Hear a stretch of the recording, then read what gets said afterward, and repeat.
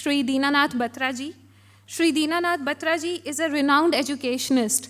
Batraji heads Vidya Bharati, he is the helmsman, an all India level organization working in the educational institutes. And he is widely renowned in educational field. And he has especially developed a few courses like Mana Shakti, which is used for improving the intelligence skills of students, triangle concentration, studying while sleeping, brain exercises, Namaskar or Ashirwad method, etc. are all his brainchild. This not only sharpens the brain, but also makes the students well-mannered. Sri Batraji has been in the forefront of combating so-called secular propaganda in regard of Indian history and the resuscitation of this study of Indian history and civilization from a national viewpoint. So we please welcome you, Batraji. आप प्रातःकाल से जिन विचारों को सुन रहे हैं और आंदोलित हो रहे हैं, मैं धारा कुछ बदल रहा हूँ। हम सबका यहाँ पर बैठे हुए बंधुओं का लक्ष्य है कि हमारा देश समुन्नत हो, समरस हो, संतुलित हो और समृद्ध हो। इस लक्ष्य को प्राप्त करने के लिए यदि किसी भी देश का आधार रहा है तो वो आधार रहा है शिक्षा, संस्कार देने वाली शिक्षा। इस लक्ष्य को खंडित करने वाले हैं ये सांप्रदायिक दंगे। जब सांप्रदायिक दंगे होते हैं तो निश्चय ही देश की अखंडता पर प्रहार होता है, और देश अखंड रहे और समरस रहे उसका आधार है शिक्षा। डॉक्टर राधाकृष्ण जी ने कहा है कि यदि हम चाहते हैं कि देश अखंड हो और राष्ट्रीय अखंडता बनी रहे तो वह राष्ट्रीय अखंडता कोई ईंट, गारे, पत्थर, सीमेंट, जल और करनी के आधार पर वह भवन अखंडता का नहीं बन सकता, अपितु ये हृदयों का मिलन है। ये इस सोच का परिणाम हो सकता है कि जिस देश में हम रहते हैं वो देश और हम जन वास्तव में भावात्मक दृष्टि से हम एक हैं। अब ये भावात्मक दृष्टि से एकता का पाठ यदि कोई पढ़ा सकता है तो शिक्षा। परंतु हम जो भी चाह रहे हैं कि सांप्रदायिक दंगे ना हों, यदि आपके बच्चे जो पुस्तकें पढ़ रहे हैं एनसीईआरटी की या बोर्ड्स की या कॉलेज स्तर पर, उन पुस्तकों का यदि स्वयं भी अध्ययन कर लें और इस बिल का अध्ययन ना भी करें तो आप देखेंगे कि उन पुस्तकों में और विशेष रूप से भाषा और इतिहास की पुस्तकों में ये अलगाव, भेदभाव के बीज वहाँ पर हैं और वो अंकुरित होकर आगे चलकर जीवन में निश्चय ही सांप्रदायिक दंगों को प्रसारित और प्रचलित करते हैं। मार्क्स, मकाले और मदरसा के मानस पुत्रों ने इस देश में जिस प्रकार से द्वेष उत्पन्न करने का और सृजन करने का एक कुत्सित प्रयास किया है, वास्तव में जब तक उस प्रयास पर प्रहार नहीं होगा, मेरे हिसाब से कानून से तो कुछ हो या ना हो, लेकिन ये दंगे भड़कते रहेंगे। मार्क्स और मकाले के मानस पुत्रों ने जो इतिहास की पुस्तकें लिखी हैं उसके कुछ उदाहरण देता हूँ, समय कम है, कहानी बड़ी लंबी है। कहते हैं कि आर्य लोग इस देश में रहने वाले नहीं थे, बाहर से आए थे, परंतु अब तो सिद्ध हो गया है और वे अनेक देशों में ये उद्धृत किया जाने लगा है कि भारत इस देश के वासी थे।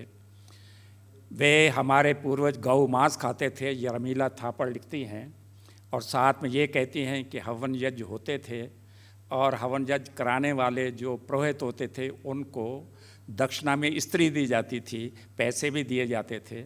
और उसके साथ आगे चल कर के ये बताया गया है कि गुरु गोविंद सिंह मुग़लों के दरबार में मनसब थे और साथ में Guru Tegh Bahadur was murder and wrapping, ये हम 9th की किताब में पढ़ते हैं। और उसके साथ फिर देश की आज़ादी में सुभाष चंद्र बोस का कोई भी योगदान नहीं है। बाल गंगाधर तिलक, वीर सावरकर, भगत सिंह और ये सब, इनको आतंकवादी कहा गया है। तो ये देशभक्त नहीं थे, ये आतंकवादी थे, क्रांतिकारी नहीं थे।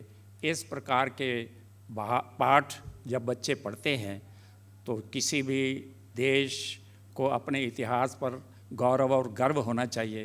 परंतु इतिहास की ये विकृतियाँ कौन से भाव का उदय करती हैं? यूनेस्को ने कहा है, the education of every country should be wedded to its culture and growth. अर्थात किसी भी देश को यदि उन्नत करना है और देश को समृद्ध करना है तो वहाँ की शिक्षा उस देश की धरती और उस देश की संस्कृति से जुड़ी होनी चाहिए। परंतु यहाँ की शिक्षा देश की संस्कृति से जुड़ी हुई नहीं है।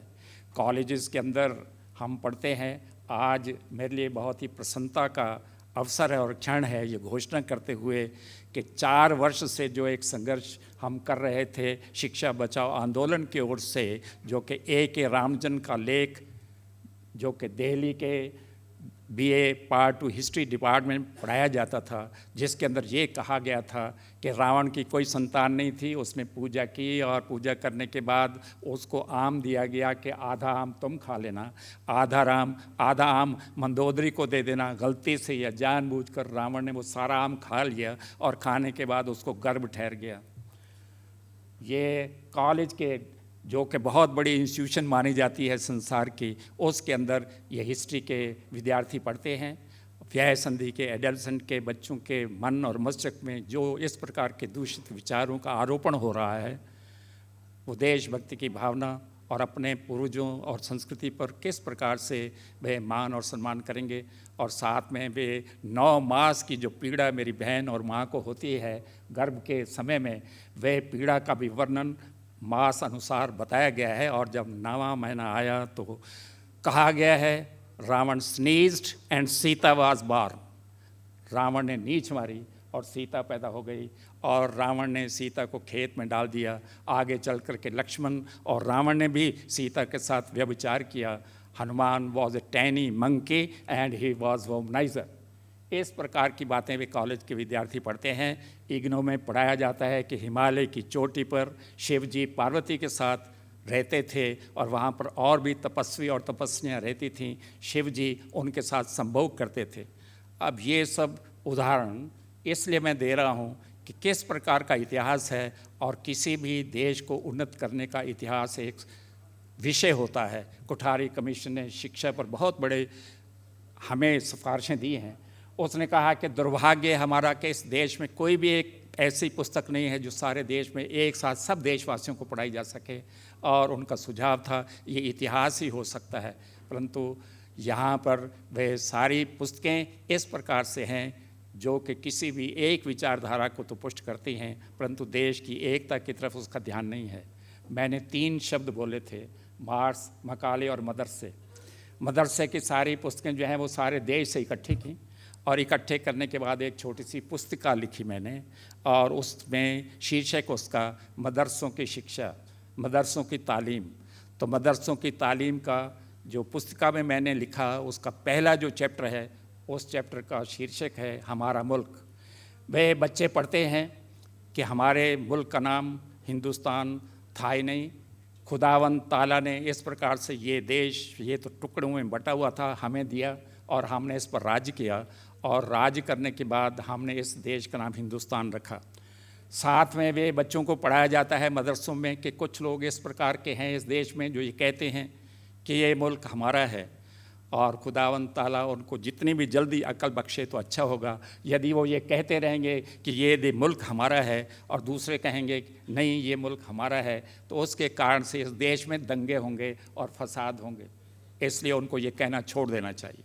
इसी के साथ साथ उनका ये भी कहा जाता है कि यहाँ के लोग इस प्रकार के लोग हैं जो कि ऐसे दिक्यानुसी विचारों से पल रहे हैं, और वे गाय को भी इस प्रकार से माँ कहते हैं, और उसका गोबर भी वे अपने रसोई घर में ले जाते हैं, उसका पेशाब भी वे पीते हैं और उसको माता समझते हैं, उसकी पूजा करते हैं। और वास्तव में आगे बताया गया कि एक माँ ने एक बड़ी मोटी गाय खरीदी और मोटी गाय खरीदने के बाद उसके 7 टुकड़े किए और 7 टुकड़े करने के बाद ये कहा कि अपने बच्चों को बांट देना। ये इस प्रकार से मदरसों के भी उदाहरण हैं, वे मैं नहीं देना चाहता क्योंकि अध्यक्ष जी की ओर से इशारा हो गया है। लेकिन समरसता कैसे आएगी इस देश में, कॉमनल राइट्स ना हो, उसके लिए क्या हम इस दृष्टिकोण समरसता का बनेगा। तो फिर दूसरा एक प्रकार का पग है harmony of a man with a man, वे दूसरा भी मनुष्य है, वो भी इस प्रकार से ईश्वर का बनाया हुआ एक पुत्र है। हम भारत माँ के पुत्र और पुत्री हैं, इसलिए उसको देखने का दृष्टिकोण भी इस प्रकार के हारमोनियस होना चाहिए। और तीसरी बात यह है harmony of a man with the nation, ये देश मेरा है, मैं यहाँ पर पैदा हुआ हूँ और उसके साथ इस देश ने मुझे अन्न और जल दिया है, उसके कारण से मैं बड़ा हूँ। ये गीत सब दोहराएं, हारमोनी आ जा सकती है। खान और जल तेरा माँ, ये श्वास हैं अब तक बढ़े हुए, तेरी ही वायु से माता, ये श्वास हैं अब तक खड़े हुए। इस प्रकार के जो गीत हैं देश के प्रति, वैसी भावना। और अंतिम बात harmony of a man with the nature, जो प्रकृति है उस प्रकृति का शोषण नहीं, उस प्रकृति का दोहन होना चाहिए। और उस प्रकार से हम यदि इन 4 ही समरसता के बिंदुओं को अपने जीवन में धारण करें और विचारों के अंतर्गत उसको गुम्फित कर दें, समायोजित कर दें, तो निश्चय ही इस देश में से दंगे समाप्त हो सकते हैं और देश में फिर से वे खुशहाली, समुन्नत देश, समरस देश और समृद्ध देश बन सकता है। धन्यवाद। Thank you so much, sir.